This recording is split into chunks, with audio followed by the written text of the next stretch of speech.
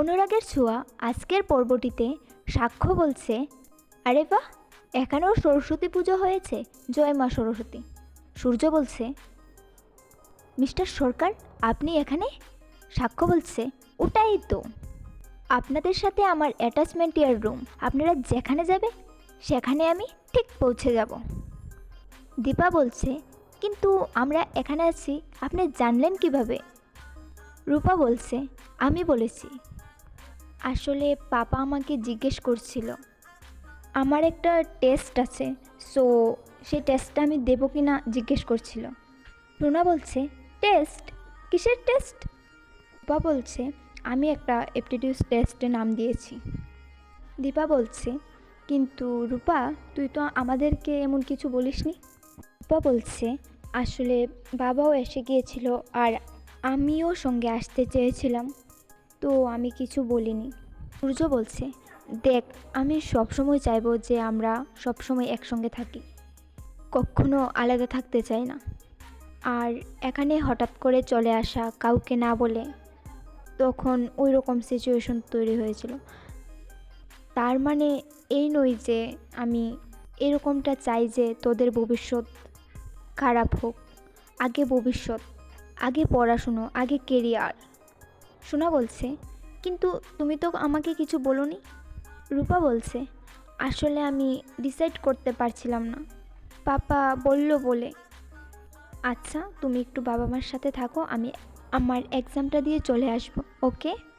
সোনা বলছে, পাতামে ব্যাপারটা কি আমাকে একটু খুলে বলো তো। দীপা বলছে, আমিও সত্যি এসব কিছুর জন্য তৈরি ছিলাম না স্যার।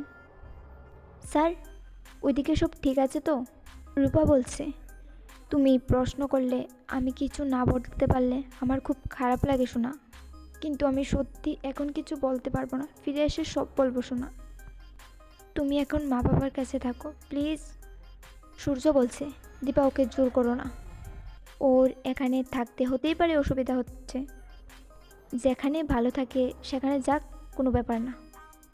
দীপা বলছে, না এটা তো হওয়ার কথা নয়, এর থেকে অনেক খারাপ পরিস্থিতিতে রূপা কাটিয়েছে, যদি অসুবিধা হয় তাহলে তো সোনার হওয়া কথা। সাক্ষ্য বলছে, আমি একটা কথা বলি, এত কিছু ভাববেন না, এত চিন্তা করবেন না।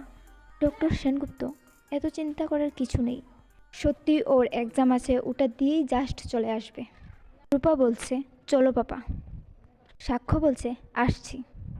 দীপা মনে মনে ভাবছে, আমার মন বলছে অন্য কোনো ব্যাপার আছে। নিজের পরীক্ষার জন্য রূপা বাবা মা বোন ছেড়ে যাওয়ার মেয়ে তো রূপা নয়, কিন্তু তাহলে কিসের জন্য যাচ্ছে ও? সাক্ষ্য স্যারও কিছু লুকাচ্ছে, কিন্তু কী সেটা? দীপা বলছে, সাক্ষ্য স্যার, জয় উর্মি ওরা সবাই ঠিক আছে তো? রূপা বলছে, অনেকটা পথ যেতে হবে বাবা, চলো না প্লিজ। সোনা বলছে, এটাই হচ্ছে আসল কারণ, আসলে তোমারও এখানে অ্যাডজাস্ট করতে প্রবলেম হচ্ছে, সেটা তুমি মুখে না বলে তুমি টেস্টের অজুহাত দিচ্ছ। বাহ বাহ বাহ বাহ, আর আমাকে তুমি বলো আমি সেলফিশ, আমি কারো কথা ভাবি না, শুধু নিজের কথা ভাবি। সূর্য বলছে, শোনা শোনা শোনা, দাঁড়াও শোনা। আজকের পর্বটি এই পর্যন্তই। ভালো লাগলে লাইক কমেন্ট সাবস্ক্রাইব করতে ভুলবেন না।